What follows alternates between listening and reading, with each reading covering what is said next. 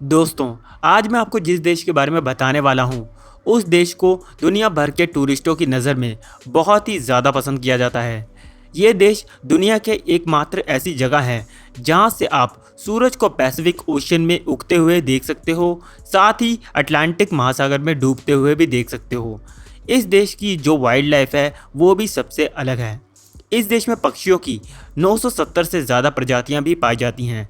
इस देश में एक ऐसी नहर भी मौजूद है जिसमें किसी एक जहाज़ को अपना रास्ता पार करने के लिए तकरीबन 10 घंटे तक का समय लग जाता है। साथ ही ये एक ऐसा देश है जहां पर एक दिन में 2 महासागरों को पार किया जा सकता है।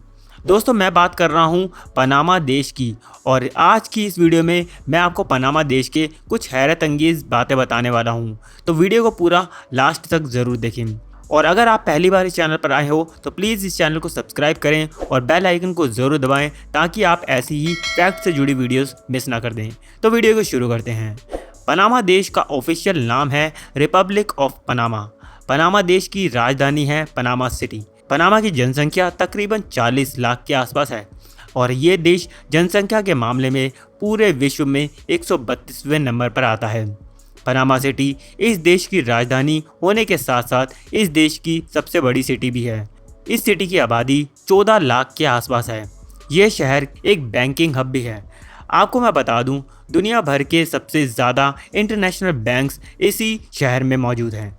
पनामा देश की ऑफिशियल लैंग्वेज स्पेनिश है, लेकिन इस देश में आपको ज़्यादातर लोग इंग्लिश बोलते हुए मिलेंगे। पनामा देश की अगर मैं अर्थव्यवस्था की बात करूं तो इस देश की इकोनॉमी ज़्यादातर ऑयल रिफाइनरी, शिप्स और टूरिज़्म पर ज़्यादातर निर्भर है। पनामा देश में लोग ज़्यादातर आपको मिलेंगे जो पढ़े लिखे होंगे। आपको मैं बता दूं, इस देश का लिटरेसी रेट 95% तक है, जो किसी भी देश के लिए एक अच्छा खासा नंबर है। पनामा देश की ज़्यादातर जनसंख्या शहरों में रहती है। इस देश के लोगों की बात करूं तो ज़्यादातर लोग यहां पर ईसाई धर्म को ही मानते हैं, जिनमें से रोमन कैथोलिक धर्म को 85% लोग मानते हैं। सन 1821 में पनामा देश स्पेन से अलग हुआ था। पनामा एक ऐसा इकलौता देश है जो अपने 2 इंडिपेंडेंस डे मनाता है। इंडिपेंडेंस डे के पहले दिन पनामा स्पेन से आज़ाद होने का दिन सेलिब्रेट करता है, जबकि दूसरे दिन कोलंबिया से। दोस्तों, पनामा देश की वाइल्ड लाइफ की अगर मैं बात करूं तो वो ज़्यादातर देशों से बेहतर है। यहाँ के जंगलों में जानवरों की कुछ ऐसी प्रजातियाँ हैं जो बाकी देशों में शायद ही देखने को मिलेगी। यहाँ के जंगलों में 1500 से ज़्यादा प्रजातियों के पेड़ पौधे आपको देखने को मिल जाएंगे। मध्य अमेरिका में पाई जाने वाली 6 तरह की बिल्लियों में से 5 तो अकेले पनामा देश में ही पाई जाती हैं। इसके अलावा अगर मैं पक्षियों की बात करूं तो 970 से ज़्यादा तरह की अलग अलग पक्षियों की प्रजातियां पाई जाती हैं। पनामा देश में वेश्यावृत्ति कानूनी तौर पर मान्य है।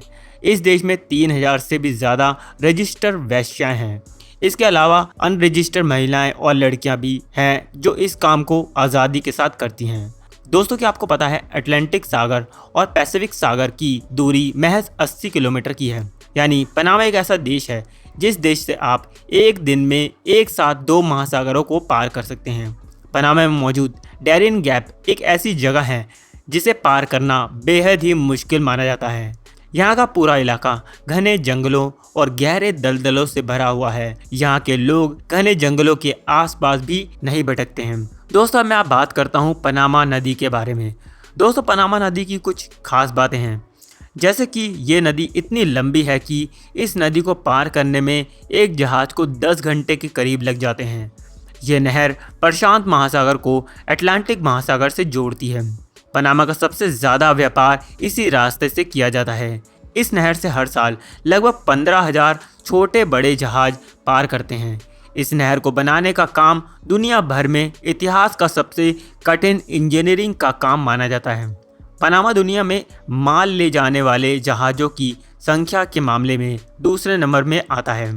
आपको ये बात जानकर हैरानी होगी कि कोका कोला बेचने वाला यूनाइटेड स्टेट्स के बाहर अमेरिका के बाद पनामा ही सबसे बड़ा देश है। ये ड्रिंक पहली बार 1906 में बेची गई थी। चिकन मछली आपको यहाँ पर हर मील के साथ देखने को मिलेगी। दोस्तों, मैं आपको बता दूं कि पनामा में आज भी कोना आदिवासी रहते हैं। यहाँ रहने वाले कोना आदिवासी अपनी पुरानी संस्कृति के लिए जाने जाते हैं। यहाँ का म्यूज़िक पूरी दुनिया में बहुत ही ज़्यादा पॉपुलर है। इस देश का पॉपुलर गेम फुटबॉल और बेसबॉल है और पनामा की खुद की फुटबॉल इंटरनेशनल टीम भी है। दोस्तों, लॉकडाउन के दौरान पनामा में कुछ अलग ही तरह के अजीब नियम बनाए गए थे, जैसे कि लॉकडाउन के समय पुरुषों और महिलाओं के निकलने के दिन अलग अलग थे।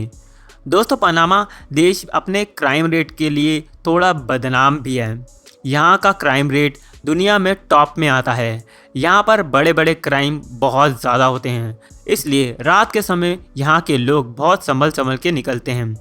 दोस्तों, पनामा देश का नाम उन देशों की लिस्ट में शामिल है जहाँ की नागरिकता पाना सबसे आसान माना जाता है।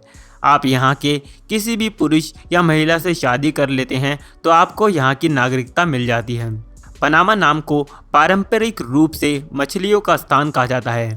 यहाँ के लोग मछलियों को बहुत ही ज़्यादा सम्मान करते हैं। पनामा की मौसम की बात करूँ तो यहाँ पर बहुत ही गर्मी पड़ती है। यहाँ पर बिना एसी के रहना बहुत ही मुश्किल माना जाता है। यहाँ पर 45 डिग्री सेल्सियस बहुत ही कॉमन टेम्परेचर माना जाता है। दोस्तों, अगर आपको ये वीडियो अच्छी लगी तो प्लीज़ वीडियो को लाइक और शेयर ज़रूर करें और इस चैनल को सब्सक्राइब करके बेल आइकन को ज़रूर दबाएं। तो मिलता हूँ अगली वीडियो में।